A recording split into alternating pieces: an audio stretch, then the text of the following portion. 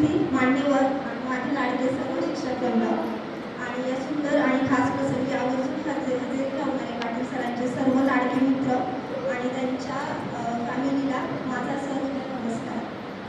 आधीच सांगते मी काही फार चांगली वक्ता वगैरे आणि या सगळ्या फॉर्मॅटमध्ये मला कदाचित बोलताही येणार नाही तितकं छान, पण खूप दिवसांच्या नक्कीच होती की आपल्या मनातलं सरांपर्यंत पोहोचवावं आणि या निमित्ताने पाटील सरच आणि इतर सर्व शिक्षकही आज इथे उपस्थित आहेत, त्याचा खूप आनंद आहे.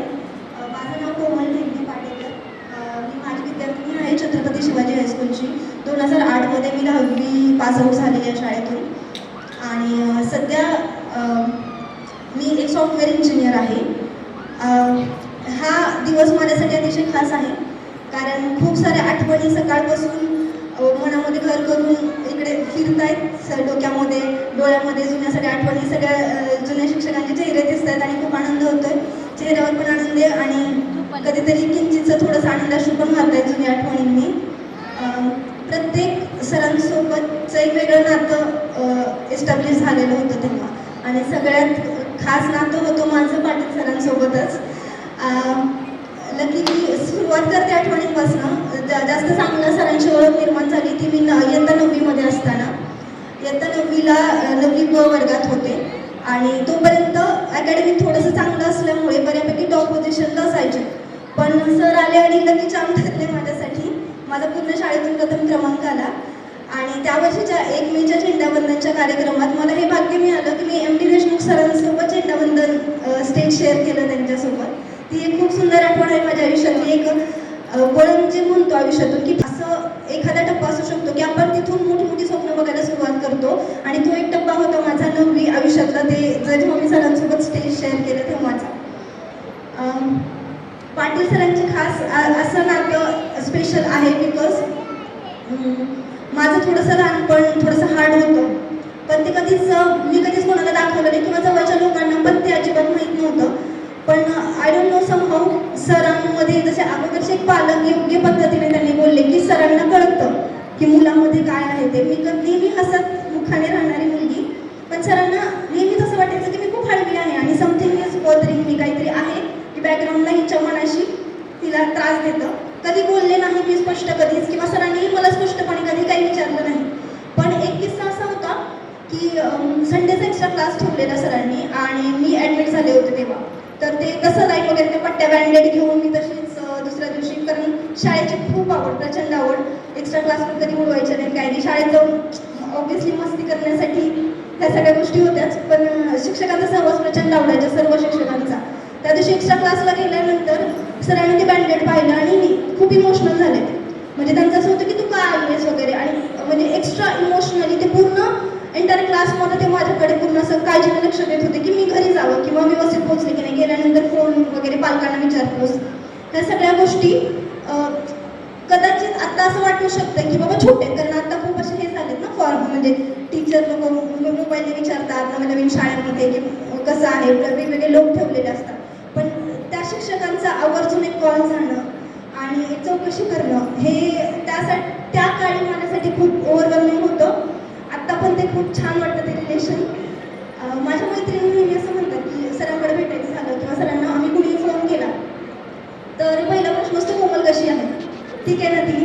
मग त्यामुळे सगळ्याच हे होतात की तुलाच नेहमी असं विचारलं जातं आणि आमची कोणी चौकशीच करत नाही, सर असंच वागतात. मग तेव्हा सरांचं एक उत्तर मला खूप आठवतं आणि ते अजून माझ्या मनात घर करून आहे. सरांनी तेव्हा त्यांना सांगितलं की दाखवत नाही ती मुलगी, पण ती खूप हळवी आहे आणि मला माहीत नाही, पण मला हिच्यामध्ये माझी परिमल दिसते. माझ्यासाठी 2 मुली आहेत, परिमल आणि कोमल, असं त्यांनी मला ते उत्तर दिलेलं. आणि जेव्हा कधी कधी आत्ता तेवढं रेग्युलर जरी कॉन्टॅक्ट होत नसेल सरांशी, पण माझ्या स्वभावानुसार मला असं की प्रत्येक एखादी भावना असेल तर आपण ग्रॅटिट्यूड व्यक्त करून बोलून टाकावं सर्वांना. तर प्रत्येक विशेष प्रसंगी त्यांना फोन कॉल असेल किंवा आवर्जून भेट असेल, अशा सर्व शिक्षकांना जे माझ्या कॉन्टॅक्टमध्ये आहेत त्यांना मी वारंवार माझ्या पोहोचवण्याचा नक्की प्रयत्न असतो. त्यासाठी किंवा गुरुपौर्णिमेच्या शुभेच्छा वगैरे, याचं कारण खरं तर ना स्वार्थी आहे. असं नाही की मी काहीतरी खूप मोठं ग्रॅटिट्यूड करण्यासाठी करते, असं अजिबात नाही आहे. मला ना शिक्षकांशी बोलल्यावर नेहमी डाऊन टू द अर्थ राहायचं कसं हे कळतं. जुने दिवस आठवतात की आत्ता जरी खूप छान असेल तर त्याचा पाया या संस्थेने, या शाळेने आणि त्यामधल्या शिक्षकांनी जे संस्कार केले त्यामुळे बांधला गेला. बॅचचे सर्वच विद्यार्थी, बॅचेस एवढी फंटॅस्टिक होती की जवळपास 90-95% असेच सगळे विद्यार्थी आलेले त्या 10वी बच्या क्लासचे. आणि ती सगळी बॅचच ऋणी आहे सर्व शिक्षकांची. खरं तर असं म्हणतात की शिक्षक आणि गुरु थोडे वेगळा असतो आणि गुरु सन्मानच मिळतो असं नाही भाग्य लागतं. पण खरंच मी खूप भाग्यवान आहे, कारण मला ना शिक्षक नाही गुरुच मिळाले. कारण शिक्षक फक्त अकॅडमिकली तुम्हाला प्रोफेशनली नॉलेज देऊ शकता, तुम्ही आयुष्यात व्यावसायिक पद्धतीने तुम्ही कसं पुढे जाऊ शकता. पण गुरु हा असा असतो की जो व्यावसायिक तर नॉलेज देतोच, पण सोबत पर्सनल, इमोशनल, स्पिरिच्युअल या सगळ्या ॲस्पेक्टने माझी बौद्धिकदृष्ट्या, भावनिकदृष्ट्या आणि आध्यात्मिकदृष्ट्या प्रगती करण्यासाठी गुरु वारंवार आपल्याला मार्गदर्शन देत राहतात. आणि पाटील सरांचं माझ्या आयुष्यातलं स्थान हे आढळ आहे. सरांकडे आत्ता जे ऐकलं ते मला असं लक्षात आलं की माझ्या आणि त्यांच्या अनुभव म्हणजे लहानपणीचे जे मला मॅच करता आले.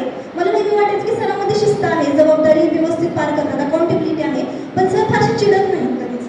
मला आठवतच नाही की आमच्या वर्गात कधीतरी पाटील सरांनी कुणा तर चिडलेले आहेत किंवा ही लॉस्ट इज टेम्पर असं कधीच झालेलं नाही. नेहमी काम आणि plus smiling every time with smiling face.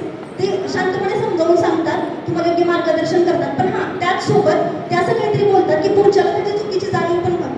तर ही गोष्ट सतत, त्यामुळे ना एक बॅरियर निर्माण नाही झालं कधी आमच्या विद्यार्थी आणि पाटील सरांमध्ये. कारण ती भीती नाही राहायची की सर असं एकदम आपल्याला पॉईंट आउट करतील, रागवतील किंवा सगळ्यांसमोरही करतील, असं कधीच झालं नाही. त्यामुळे सरांनी नेहमीच एकांतात किंवा अशा शब्दांनी नेहमी सांगितलेलं आहे की पुढच्याला हर्ट होऊ नये, पण ॲट द सेम टाईम त्याला त्याची मिस्टेक कळावी. आणि ह्याचमुळे आम्ही नेहमी निर्धास्तपणे सरांशी बोलू शकत होतो. प्लस हे सगळं बोलताना अजून छान असं आहे की नेहमी घरी जाणं वगैरे येतं आणि घरी गेल्यावर ऑब्व्हियसली मॅडमचा संपर्क, फोन केल्यावर आवर्जून पहिले 2 वाक्य सरांचे असतात आणि नंतरची 10 वाक्य मॅडमसोबत असतात. त्यामुळे शी इज अ ग्रेट होस्टेस. गेल्यानंतर त्यांचं जे आदरातिथ्य असेल, जे काही असेल ते अत्यंत मायेने, आपुलकीने, एकदम स्वतःच्या मुलीसारखं. आणि मलाच नाही, मित्रांना सर्वांनाच आमच्या बॅचमध्ये अतिशय सुंदर अनुभव आहे मॅडमच्या स्वभावाचा. आणि तुमच्याकडे बघून एक सुंदर गोष्ट अशी जाणवते की जे आजच्या पिढीला खूप महत्त्वाची आहे. सगळे प्रोफेशनल याच्या मागे लागलेत, पण सोबत प्रोफेशनल प्लस पर्सनल लाईफची सांगड कशी घालून पुढे कसं जाता येईल आणि त्या आयुष्य खऱ्या अर्थाने कसं जगता येईल, हे जर तुमच्याकडून आम्हाला ब्लूप्रिंट मिळाली तर की जबाबदारी म्हणून साथ न देता एक आनंद म्हणून साथ दिली तर दोघांचंही आयुष्य घडवून निघू शकतो. त्यासाठी तुमच्या दोघांनाही खूप खूप खूप धन्यवाद.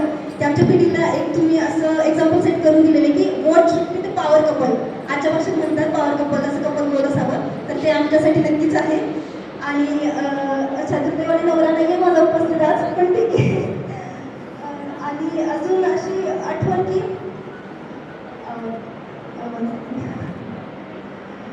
आता सरांशी जेव्हा फोन वगैरे होतो ना, म्हणजे माझं पॅरेंट्सचं तेवढं फारसं असं रिलेशन नाही आहे जवळचं.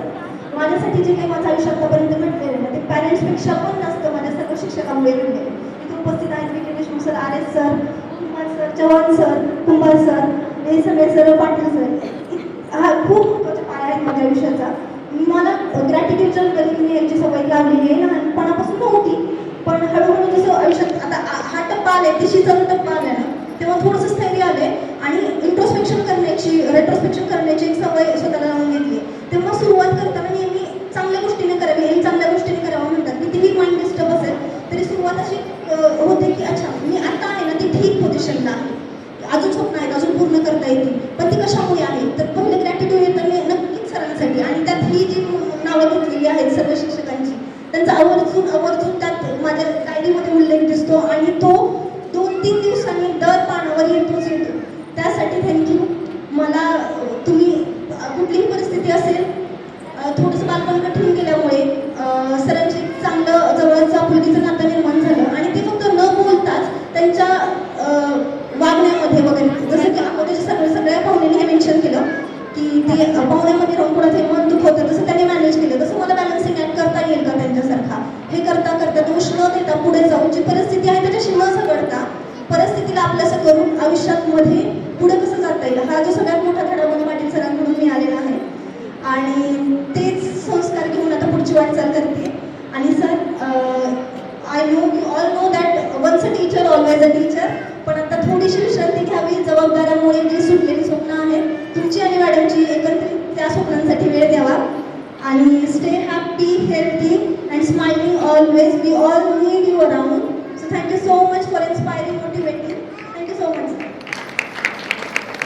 धन्यवाद. या ठिकाणी कोमल ढेकणे सॉफ्टवेअर इंजिनियर या विद्यार्थिनीच्या भावना आपल्या शिक्षकाप्रती कशा होत्या त्या शब्दातून व्यक्त झाल्या. ते खरं तर कुसुमाग्रजांची सुंदर कविता कणा नावाचे मला त्यातल्या फक्त 4 ओळी आठवायला लागतात. आणि पाटील सर आणि कोमल या दोघांचं नातं जे आहे त्या कुसुमाग्रजांच्या हळव्या क्षणी दाटून गेली आठवणी, डोळ्यात साठते पाणी आणि मुख होते आता वाणी.